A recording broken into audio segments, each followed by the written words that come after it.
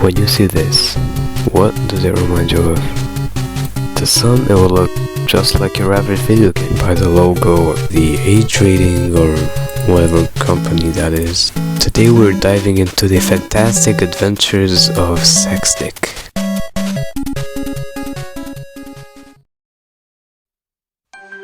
So I first came across this game when I found an OST called Boss Fight Theme Incomplete, and it was looking kinda good, but I found some apparent screenshots of the game in the video and I got kinda interested. So I looked up SEXDICK on Google, and of course it led me to porn results, so I had to go with SEXDICK game, and that led me to a wiki fandom page, and according to the internet it says it's lost media.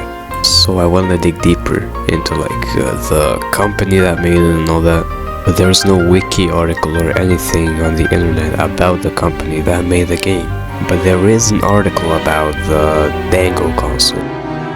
So the Dango Interactive Console Kit, also known as the DICK, or more simply the Dango, it was like the brainchild of Aldrich Northwood, a former lieutenant colonel turned tech innovator. I looked him up, and obviously I got no results on Google, so I'm just gonna leave that be for now.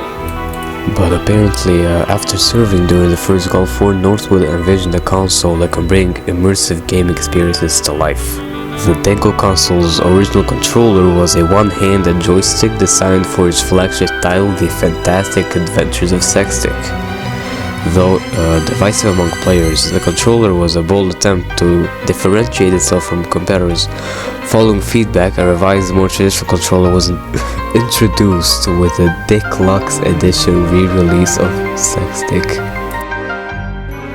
So as you can see, this is the supposed BIOS screen on the Dango console.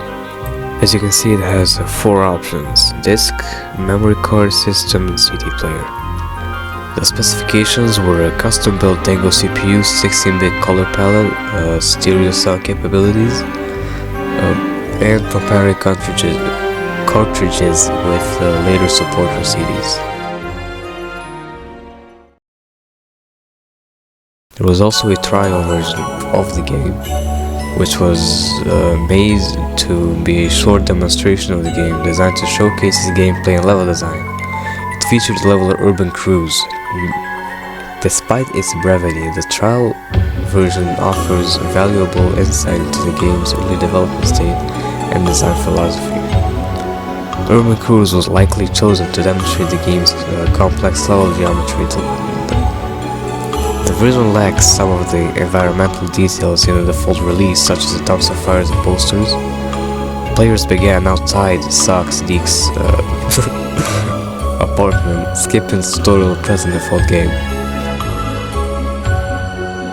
Now, the trial version supported only the original Dango controller, a one-handed joystick criticized for being awkward to use, particularly in platforming and stealth sections, due to the obtuse tracking ball camera system. This controller was showcased at E3 1997, but was later replaced with a more traditional design following the release of the retail DICK Lux Edition. Despite the controversy, some players fondly remember how this unconventional controller contributed to the unique experience of SEXDICK. A major point of discussion regarding the level was his placement in the timeline of the events. For the original release, Urban Cruise was supposedly the first level due to spawn being set near the SEXDICK mansion, where the training level takes place, and by the fact that the music track that plays is simply called Level 1 in game files. For the global release, the level order was shuffled. The optional tutorial was turned into an unskippable level, probably to make new players more comfortable with the control scheme, while Urban Cruise for some reason became the 6th level the player visits, causing the story to become even more confusion on top of the botched translation. This was eventually rectified in the DICK Lux Edition, that not only fixed some of the major complaints, but also made the difficult curve more forgiving.